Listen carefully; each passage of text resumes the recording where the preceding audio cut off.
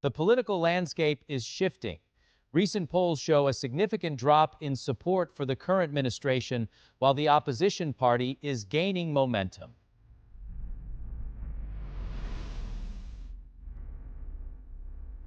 My friends are going to get hurt if those files ever came out. The White House has released a response to Greene's resignation, calling it petty bitterness. So, details on the conversation between our correspondent and the politician, please. So the Prime Minister has today outlined his plan for the next steps. What is your reaction to these proposals? Hey, Alex, did you hear what Marjorie Taylor Greene just said? The female politician is speaking into her phone, defying the calls from the older male politician to block the Epstein file release legislation. After years of partisan gridlock, a significant piece of legislation has finally reached the president's desk. What started as a bitterly contested proposal has now advanced to the floor of the House, where a final vote will soon be cast.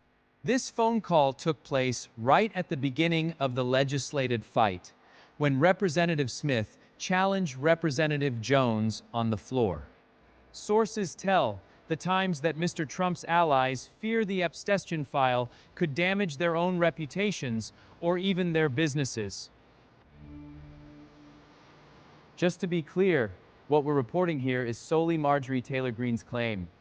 There is no comment from the man in the red tie. An archive photo of Representative Greene and former President Trump at a rally, shaking hands and smiling warmly.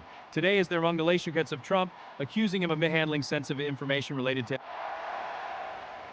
So the release of the Epstein files is being closely tied to former President Trump's MAGA movement and his promise to drain the swamp. A source close to the matter tells us she recalls Mr. Trump yelling at her on the speakerphone.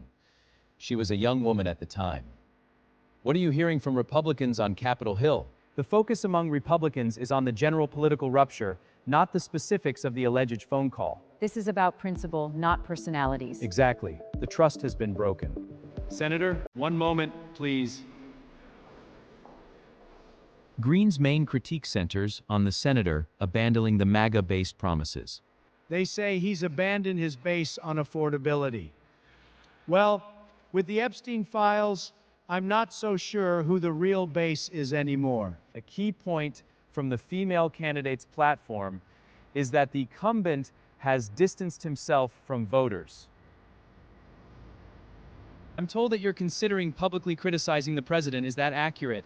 I'm carefully considering my options. My constituents have entrusted me to represent their interests, not to blindly follow party lines. Some are criticizing his conduct during his second term.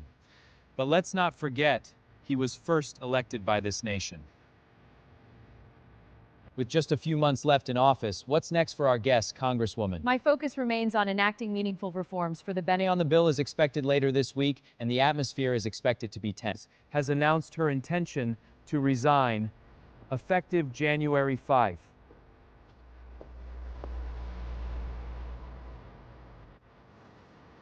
So, with the resignation confirmed, a special election is inevitable. The big question now is, will she run again? She promised to retire from politics, yet she continues to rail against the administration's agenda with the same passion that got her here in the first place. This is not about partisanship. This is about principle. She's a household name and has a long history of close alignment with the man on the right. After her resignation, will the former senator be more critical of President Trump?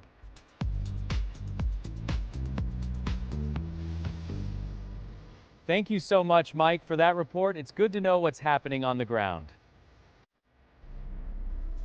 Thanks, correspondent. The political landscape is shifting, largely due to the departure of our esteemed colleague. We'll continue to follow the Epstein files and the Republican dynamics. Stay tuned. For the latest, visit globalnews.com. This is Global News, your source for the stories that matter.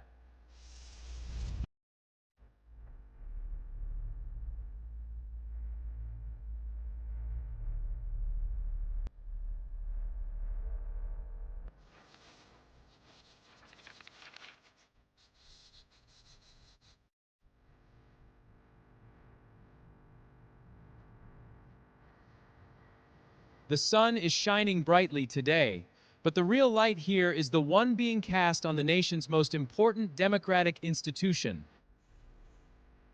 And the city is gearing up for the big event. The anticipation is palpable. Thank you, that's a great update. Driven by the same petty bitterness and contempt for the rule of law, this administration's actions are clear evidence of their disdain for the most fundamental tenet of our democracy.